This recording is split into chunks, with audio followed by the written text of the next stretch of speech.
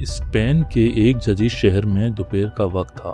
سورج اپنی روشنی سے شہر کو جگمگا رہا تھا جب اچانک 5 مسلح ڈاکوؤں نے شہر کے سب سے بڑے بینک پر حملہ کر دیا، اور ان کی قیادت کر رہا تھا پروفیسر، ایک سابقہ یونیورسٹی لیکچرار جو علم کا نہیں اب جرم کا سوداگر تھا۔ بینک کے اندر چیخ و پکار، خوف اور خاموشی کا ایک عجیب امتزاج تھا۔ 20 افراد یرغمال بن چکے تھے، اور پروفیسر نے ایک منصوبے کے تحت سب کچھ کنٹرول میں کر رکھا تھا۔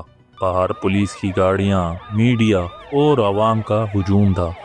یہ نازک صورتحال ایک نوجوان 25 سالہ پولیس انٹیلیجنس آفیسر مارکوس کو سونپی گئی۔ مارکوس ایک پرعزم، ذہین اور سادہ لڑکا تھا جو ہمیشہ اپنی محنت اور نیک نیتی پر یقین رکھتا تھا۔ مارکوس نے جلدی سے پروفیسر کے ماضی کا جائزہ لیا، بینک کے نقشے کھنگالے اور سوچنا شروع کیا وہ کون سی چال ہو سکتی ہے جو ایک پروفیسر چلے گا۔ اچانک اسے ایک سرنگ کا راستہ ملا، پرانی تعمیر میں ایک خفیہ راستہ۔ مارکوس نے فوراً ایک خفیہ ٹیم بھیجی جو بینک کے پیچھے گلی سے سرنگ میں داخل ہوئی، لیکن اس سے پہلے کہ ٹیم وہاں پہنچتی، بینک کے اندر ایک زوردار دھماکہ ہوا۔ سب سمجھ بیٹھے کہ پروفیسر نے یرغمالیوں کو نقصان پہنچا دیا۔ مارکوس کے ہاتھ کانپنے لگے، لیکن اس نے خود کو سنبھالا۔ چند لمحوں بعد پتہ چلا یہ صرف ایک دھوکہ تھا، آواز کا دھماکہ، تاکہ توجہ ہٹے اور پروفیسر سرنگ سے فرار ہو سکے۔ مارکوس فوراً دوڑا اور سرنگ کے آخر میں پہنچا۔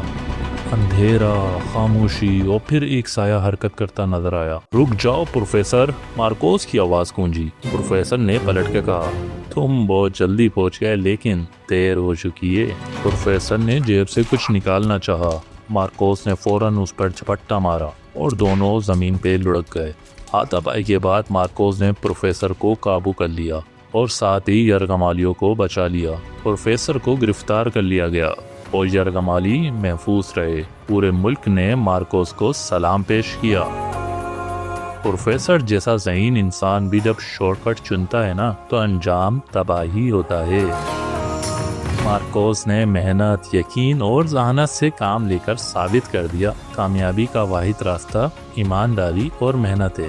تو جب ایمانداری اور محنت سے مارکوس کر سکتا ہے تو تم بھی کر سکتے ہو۔